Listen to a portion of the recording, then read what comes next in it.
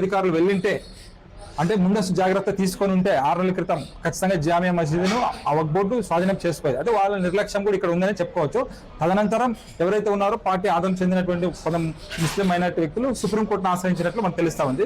అయితే ఇదే విషయమే మన అడ్వకేట్ అయినటువంటి హుస్సేన్ సాని గారు మన దగ్గర ఉన్నారు. ఆయన కొన్ని విషయాలు అడిగి తెలుసుకుందాం. నమస్తే అండి.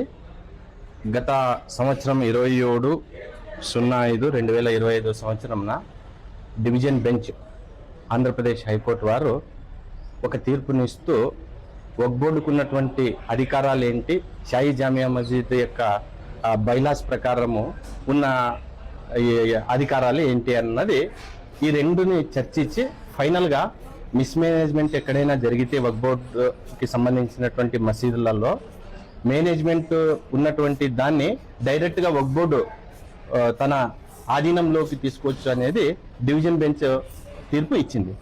అయితే గత 15 నెలల రోజులుగా ఆదోన్లో ఇప్పుడు 50 లక్షల లంచం నుంచి డైవర్షన్ పాలిటిక్స్ మీద వెళ్ళి మొత్తము ఎన్నికలు జరగాలి అనే దాని మీదే చర్చ జరుగుతూ ఉంది. అయితే ఇక్కడ మనము ఏంటి అర్థం చేసుకోవాలి అంటే షాయి జామియా మసీద్కు ప్రతి 5 సంవత్సరాలకు ఒకసారి ఖచ్చితంగా ఎన్నికలు జరగాలి బళ్ళారిలో కోర్టు ఇచ్చినటువంటి బైలాస్ ప్రకారం.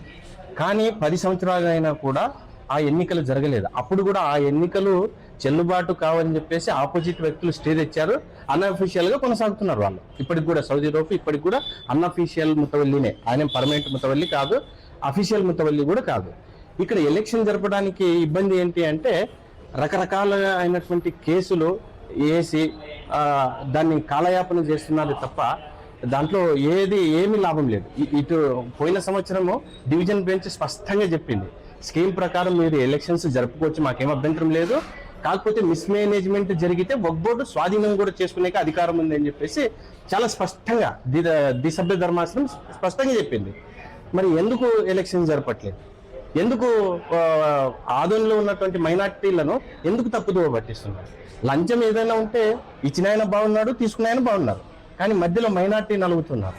ఈ డైవర్షన్ పాలిటిక్స్ మాని దయచేసి షాయి జామియా మసీద్కు చట్టబద్ధంగా ఎన్నికలు జరగని, ఆ ఎన్నికల్లో ఎవరైనా పోటీ చేయొచ్చు. ఇప్పుడు ఉన్నటువంటి రౌఫ్ కూడా పోటీ చేయొచ్చు, అభ్యంతరం ఏం లేదు. కాకపోతే ఎలక్షన్ ప్రతి 5 సంవత్సరాలకు ఒకసారి నడవాలి. ఖచ్చితంగా ఆ మేనేజ్మెంట్ కూడా ప్రతిదీ లెక్కలు చూపించాలి. ఇదే నేను కోరుకునేటువంటి ఇది. కాబట్టి సుమన్ టీవీ కూడా ఆ విధంగా ప్రయత్నం చేయడం కూడా మంచి పరిణామం. నా పేరు హుస్సేన్ సాని, అడ్వకేట్. షాయి జామియా